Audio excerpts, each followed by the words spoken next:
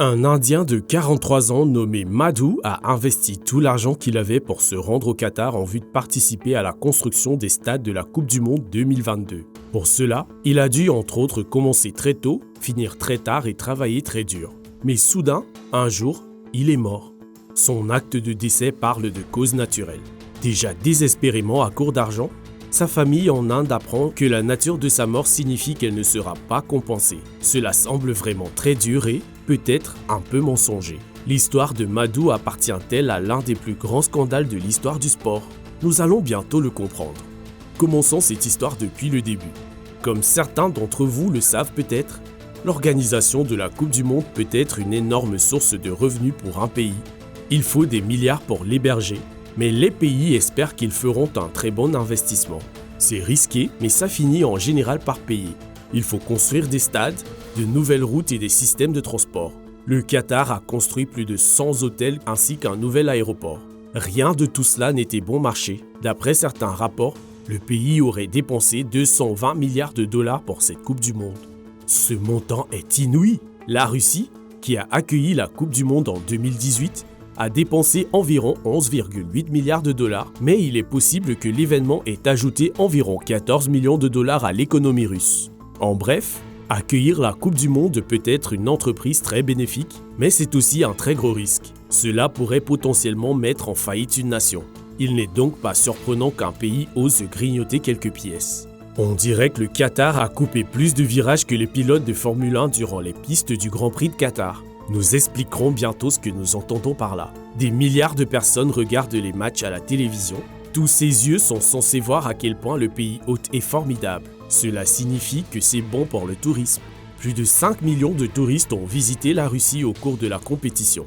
On pense qu'entre eux, ils ont dépensé environ 1,5 milliard de dollars. C'est en partie pour cette raison que les pays ont proposé d'accueillir l'événement. Un événement plus grand que tout ce qui existe sur la planète. C'est aussi pourquoi les pays ont payé des pots de vin dans le passé pour que les officiels de la FIFA votent pour eux. Apparemment, c'est ainsi que l'Afrique du Sud a réussi à accueillir la compétition en 2010. Le Qatar a-t-il fait de même?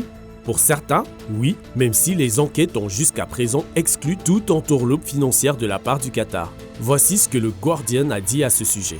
Aucune preuve ne lie le Qatar lui-même à quelconque type de corruption en vue d'assurer le succès de sa candidature à la Coupe du Monde.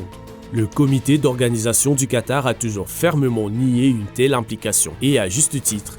Une enquête de 2 ans menée par le comité d'éthique de la FIFA n'a révélé aucune préoccupation majeure. Le ministère américain de la Justice semble pourtant d'un autre avis. Ses agents évoquaient déjà un cas de corruption entre le Qatar et la FIFA en avril 2022. Mais même si le Qatar est sale en matière de corruption, cela n'est pas prouvé pour le moment. Pourtant, la FIFA s'est livrée à plusieurs facettes de corruption dans le passé. Des dizaines de ses officiels ont récemment été impliqués et reconnus coupables d'avoir accepté des pots de vin pour garantir le droit à un pays d'abriter l'événement et dans des affaires concernant des droits de diffusion. Avec environ 3,5 milliards de personnes qui regardent la Coupe du Monde en Russie, les droits de diffusion sont un sujet brûlant, peut-être le plus brûlant de la télévision. Une enquête a récemment révélé qu'un responsable de la FIFA avait été sourdoyé pour aider Fox à obtenir les droits de diffuser les Coupes du Monde de 2018 et 2022 en anglais. Ce genre de choses, semble-t-il, est normal pour le cartel, ou plutôt pour l'association de la FIFA. On pourrait l'appeler le beau jeu, mais le football, la Coupe du Monde en particulier, est en proie à la corruption. Il y a tout simplement trop d'argent en jeu. Mais cela ne signifie pas forcément que la Coupe du Monde au Qatar sera mauvaise. C'est l'argument que nous avançons dans cette émission aujourd'hui. Cependant, comme vous le verrez bientôt, tout cela est lié. Les États-Unis pourraient être aigris car ils ont également proposé d'abriter la Coupe du Monde 2022. Ce n'est pas facile de gagner le droit d'abriter cet événement. Véritable nation de football, l'Angleterre a fait des pieds et des mains pour organiser la compétition en 2018 en vain. L'Angleterre ne l'a fait qu'une seule fois, en 1966, lorsqu'elle a remporté l'intégralité de la compétition. La France ne l'a abrité qu'une seule fois, tout comme l'Espagne. La Belgique et les Pays-Bas ont également perdu en 2018 aux côtés de l'Espagne et du Portugal. Ce sont toutes de grandes nations du football, chose que vous devez garder à l'esprit dans le cadre de notre émission du jour. Pour la Coupe du Monde 2022, L'Australie, l'Indonésie, le Japon, le Mexique, le Qatar, la Corée du Sud et les États-Unis ont tous soumis une offre et en 2010, lorsque les votes ont été dénombrés, le Qatar était vainqueur. On pourrait dire que les États-Unis n'auraient pas dû gagner vu qu'ils ont abrité l'événement en 1994. Le Japon et la Corée du Sud l'ont abrité en 2002, ce qui pourrait laisser croire qu'eux non plus ne l'abriteraient pas aussi vite. L'Australie et l'Indonésie ne l'ont jamais abrité, même si les efforts de l'Indonésie ont été disqualifiés en raison d'un soutien gouvernemental insuffisant. Quant au Mexique, il a retiré sa candidature pour des raisons financières. La victoire du Qatar était tout de même surprenante et justifiée par des raisons que nous évoquerons plus tard. Il faut dire ici que 24 officiels de la FIFA auraient dû voter, mais 2 d'entre eux ne l'ont pas fait pour la Coupe du Monde 2022 parce qu'ils avaient été accusés de vendre des votes. La FIFA ne l'a pas découvert elle-même. Il a fallu l'enquête d'un journal britannique pour aller au fond des choses. Il faut aussi mentionner que ceux qui ont voté étaient loin d'être irréprochables. L'Australie a été éliminée au premier tour du scrutin, le Japon a perdu au second et la Corée du Sud a perdu au tour suivant. Alors que tout ne tenait qu'à un fil entre le Qatar et les États-Unis, le Qatar a gagné avec un score de 14-8. Il y avait beaucoup de mécontents en Amérique. Les États-Unis avaient le droit de se sentir irrités quelques années plus tard, lorsque 11 des 22 membres du comité qui ont voté pour les candidatures aux Coupes du Monde 2018 et 2022 ont été condamnés à une amende, suspendus et expulsés de la FIFA à vie ou poursuivis pour corruption. Pourtant, le Qatar a gagné et personne n'a encore été en mesure de trouver ne serait-ce qu'un seul responsable coupable d'avoir accepté des pots de vin. Sur le plan positif, il se disait qu'il était temps qu'une nation arabe abrite l'événement. Le président de la FIFA l'a dit après le vote. Il a déclaré « Le monde arabe mérite une Coupe du Monde. Il contient 22 pays qui n'ont jamais eu l'occasion d'organiser le tournoi. » C'est assez juste. Personne n'a le droit de dire qu'une nation arabe ne devrait jamais pouvoir accueillir 32 équipes de millionnaires pour courir après un ballon rond. Après tout, le football est de loin le sport le plus populaire au Qatar. Depuis des années, le football se développe dans le pays. Des professionnels jouent, des équipes amateurs et expatriés aussi, et les enfants qataris semblent adorer le football. Les grands de tous les temps ont joué dans les ligues du Qatar. Le pays compte des milliers de fans inconditionnels, tout comme l'Europe et l'Amérique du Sud. David Beckham, un grand footballeur de son temps, vient de signer un accord d'une valeur de 277 millions de dollars pour être l'égérie du football qatari pendant la compétition. S'il vous soutient, alors vous avez décroché le gros lot. Même ainsi, il va se faire un peu blâmer pour avoir vendu son visage au Qatar.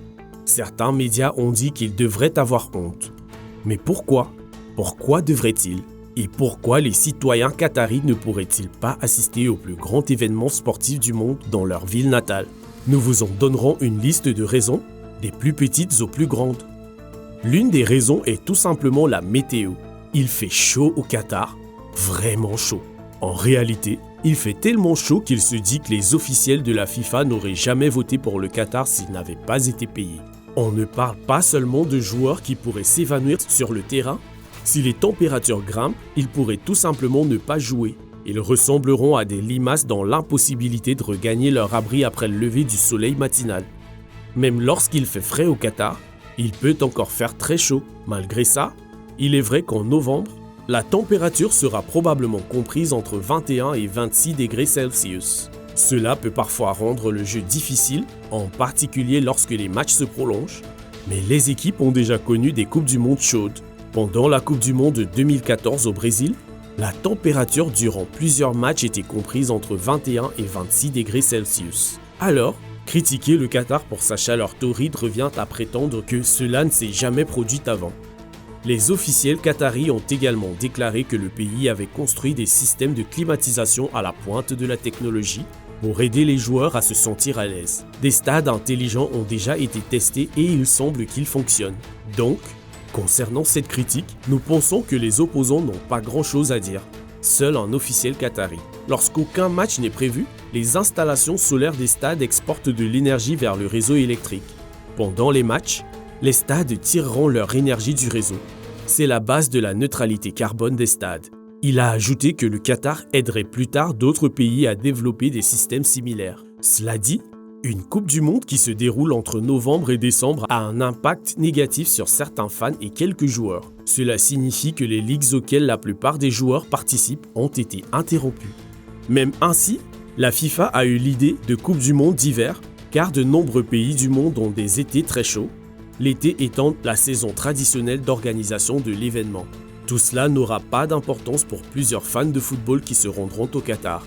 Bien sûr, cela pourrait être un peu proche de Noël et les fonds pourraient être serrés, mais ils seront probablement heureux d'avoir un peu de soleil. Ils seront cependant embêtés par le manque d'endroits où ils peuvent boire à volonté.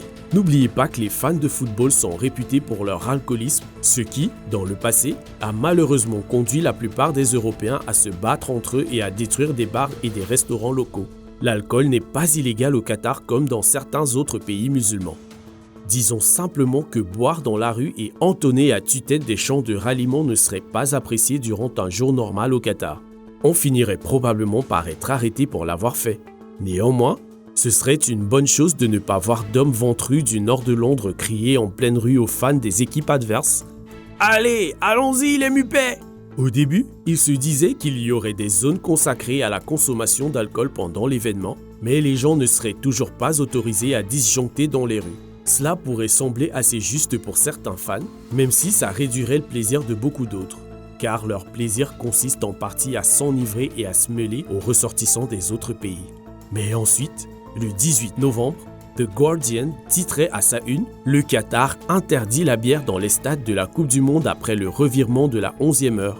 Il semble donc qu'il n'y aura pas de zone de vice. La compétition au Qatar sera beaucoup plus discrète maintenant, et ce revirement a déjà embêté nombre de fans. Passons maintenant à une autre tâche sur cette Coupe du Monde, quoique petite. Certains fans réputés pour leur prouesse en matière d'alcool et de combat ne seront pas là cette année. Surtout depuis que la FIFA a suspendu la participation de la Russie en raison de la situation en Ukraine. Même si cela n'affecte pas du tout la concurrence, c'est toujours une mauvaise chose en général. La Russie est parfois une très bonne équipe, et ce n'est pas la faute des joueurs si Poutine a fait ce qu'il a fait. D'autres ont avancé que cela semble un peu contradictoire, étant donné les actions militaires agressives et parfois criminelles de l'Arabie Saoudite, du Royaume-Uni, des États-Unis et d'autres pays. L'ONU a déclaré que l'invasion de l'Irak en 2003 était un crime de guerre d'agression, mais nous n'avons pas vu les États-Unis, le Royaume-Uni, la Pologne et l'Australie se voir interdire de participer à la Coupe du Monde. Oublions maintenant ce sujet délicat. Jusqu'à présent, toutes ces choses n'ont pas suscité peu plus de critiques contre la Coupe du Monde au Qatar. Ce qui agace vraiment les gens, ce sont les droits de l'homme ou leur absence. Dire que le Qatar ne respecte pas les droits de l'homme, c'est comme dire qu'un skateboard manque de caractéristiques de sécurité. Pour certaines personnes, cela seul aurait dû empêcher le Qatar d'abriter la Coupe du Monde. Pourtant, les gens disaient cela de la Russie, de l'Afrique du Sud et de l'Argentine à l'époque. Comme de nombreux pays de cette partie du monde, le Qatar n'est pas réputé pour être un phare en matière des droits de l'homme. Sur l'indice de la liberté humaine de 2021, le pays est arrivé à la 128e place, ce qui est loin d'être excellent. Pourtant, la Russie occupait la 126e place et l'Afrique du Sud ne s'en sortait pas très bien non plus. La question est celle de savoir si cela est suffisant pour empêcher un pays d'abriter la compétition. Gardez cette pensée pendant quelques minutes. Les femmes qataries peuvent avoir de nombreux droits par rapport à celles de certains pays voisins, mais il existe toujours une loi sur la tutelle masculine dans leur pays. Ne vous méprenez pas, les femmes qataries n'ont pas les mêmes droits que les hommes qataris. Vous ne trouverez certainement pas de femmes locales à la Coupe du Monde dans les zones de consommation d'alcool ou en train de papoter avec des gars européens, c'est sûr. C'est sûr. Pourtant, le Qatar n'est pas l'Afghanistan. Les femmes du pays regarderont les matchs. Dans une interview, le secrétaire général adjoint du comité d'organisation de la Coupe du Monde, Nasser Al-Khater, a déclaré « Au Qatar, nous n'avons aucune restriction sur l'accès des femmes au stade. Elles assistent à des matchs depuis longtemps. Même ainsi, selon la loi, les femmes peuvent avoir besoin de la permission des hommes pour assister au match et elles peuvent même avoir un couvre-feu. Si les femmes décident d'enfreindre ces lois, on peut parier que les conséquences seront désastreuses pour elles. De telles conséquences sont acceptables dans la société qatarie, ou la plupart d'entre elles en tout cas. Essayons de ne pas mettre tout le monde dans le même panier. Les femmes doivent demander à leur mari la permission de sortir, ce qui est assez courant dans certaines parties du monde musulman. Comme l'a dit un jour un comédien américain, il n'y a pas beaucoup de plaisir dans les fondamentaux. En ce qui concerne donc les manigances de la Coupe du Monde et l'atmosphère générale, Nous pensons que cela aura presque certainement un impact négatif sur le plaisir procuré par le tournoi. Et qu'en est-il des fans LGBT ? Il faut savoir que l'homosexualité est illégale au Qatar et pourrait au pire être passible de la peine de mort. De toute évidence, cela n'arrivera pas pendant la Coupe du Monde car le Qatar a dépensé 220 milliards de dollars et ne veut pas être mal vu. Ce serait trop stupide pour le pays d'arrêter quelques bécoteurs. Les responsables qataris savent qu'ils doivent faire preuve d'une certaine indulgence. De plus, les fans respecteront plus que probablement les règles du pays, même s'ils ne sont pas d'accord avec elles. Mais il est possible en temps normal que quelqu'un soit arrêté pour avoir commis ce que les flics qataris qualifient d'acte homosexuel en public. C'est en partie pourquoi les Britanniques ont envoyé des flics spéciaux appelés officiers d'engagement au Qatar, juste pour s'assurer que personne ne sera maltraité. Il est bien connu qu'au Qatar, les hétérosexuels ne sont pas censés s'embrasser lorsqu'ils sont en public.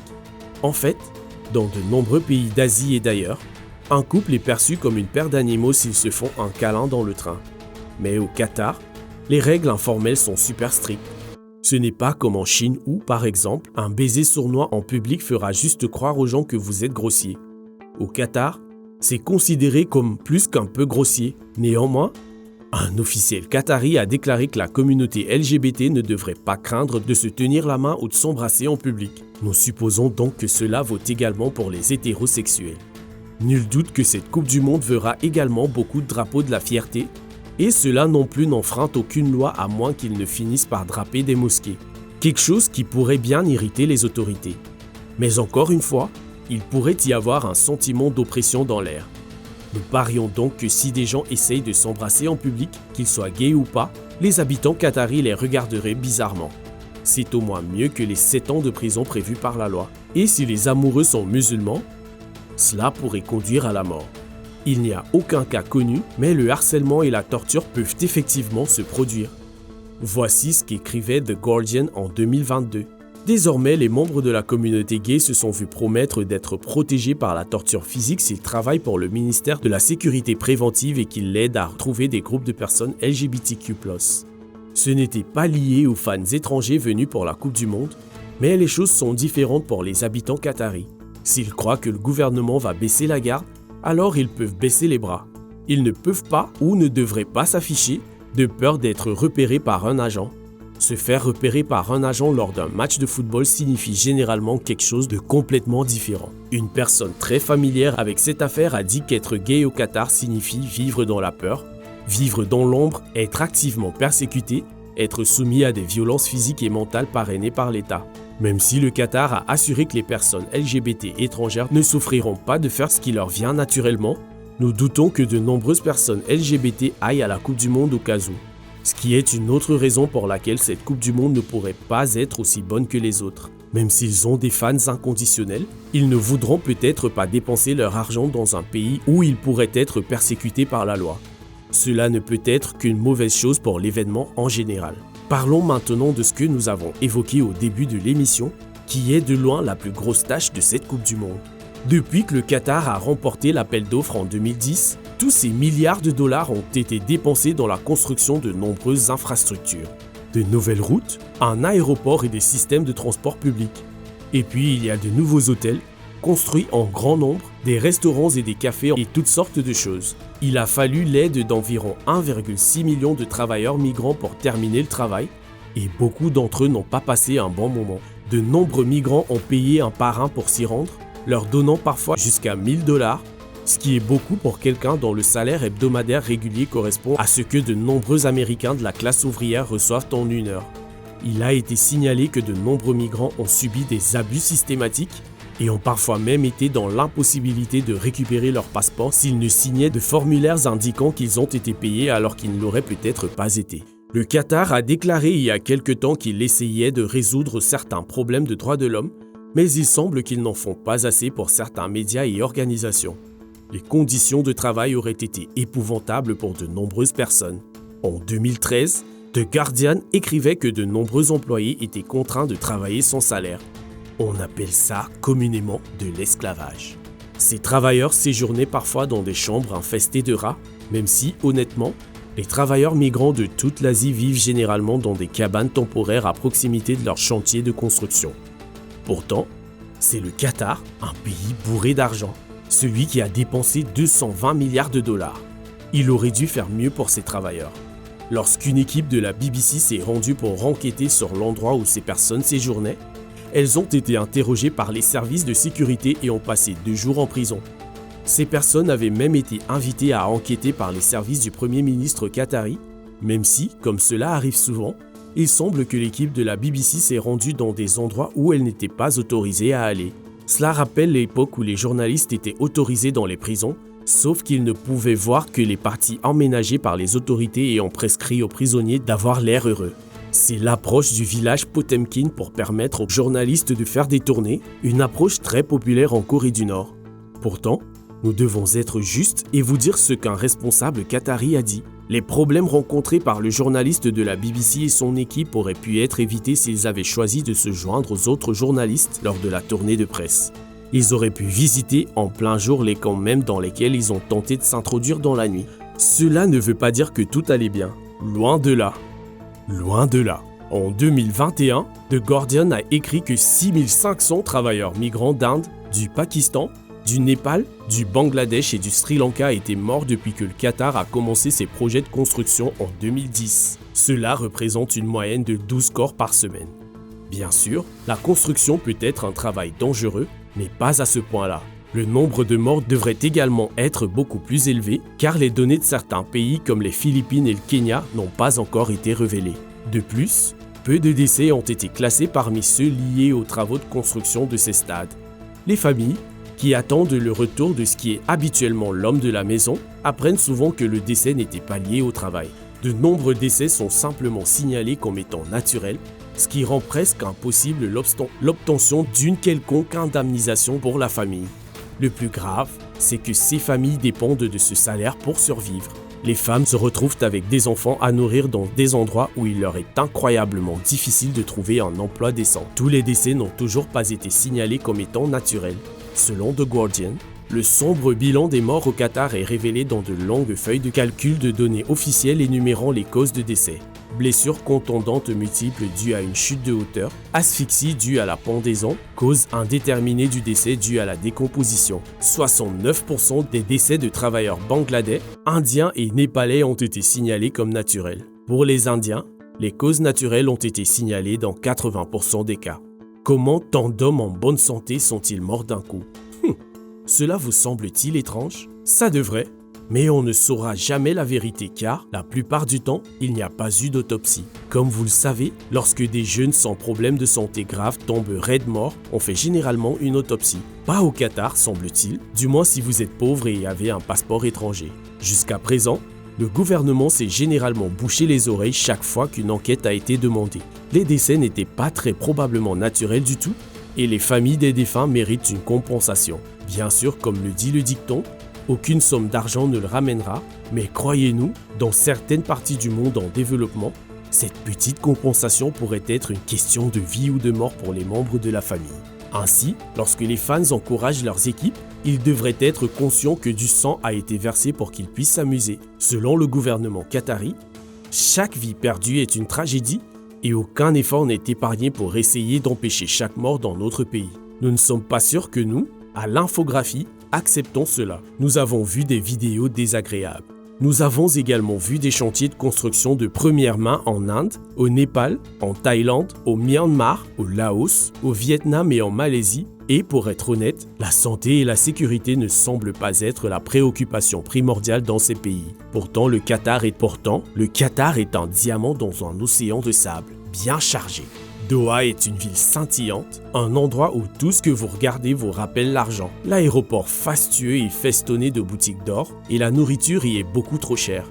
Ce que nous essayons de dire, c'est que le Qatar aurait pu faire beaucoup mieux. Puisqu'il a remporté l'appel d'offres pour abriter cette compétition, il aurait dû agir en nation riche et prendre soin des travailleurs migrants plutôt que de masquer la vérité et de mentir carrément à certains moments. Peut-être que certains d'entre vous, les plus purs et durs, pensent maintenant que l'équipe créative de l'infographie doit se préparer et arrêter cette routine cardiaque saignante. Peut-être que certains d'entre vous pensent que 200 $ par mois est la norme pour les travailleurs migrants et que la vie sera toujours difficile pour certaines personnes. Vous pourrez également être d'accord avec le fait que les travailleurs se voient confisquer leur passeport et que leur salaire soit retenu pendant des mois. Ou que c'est normal que certains travailleurs aient été expulsés du pays pour le simple fait de s'en être plaints. Peut-être qu'aucune de ces violations des droits de l'homme ne vous empêchera de profiter des matchs, mais les sondages suggèrent que vous faites partie de la minorité. La plupart des gens sont gênés. Bien sûr, certains membres de notre équipe regarderont les matchs. Ils ne penseront pas trop à un jeune homme électrocuté par des fils de cheminement alors qu'il parcourait sa baraque de chantier. Mais quand tout cela sera terminé, lorsque les hommes en costume compteront leurs piles de pièces d'or, nous nous souviendrons du véritable coût de ce beau jeu. Maintenant, pourquoi ne pas regarder qu'arrive-t-il à votre corps lorsque vous commencez à faire de l'exercice ou jeter un œil à Death Row All Stars quand les prisonniers jouent pour leur vie?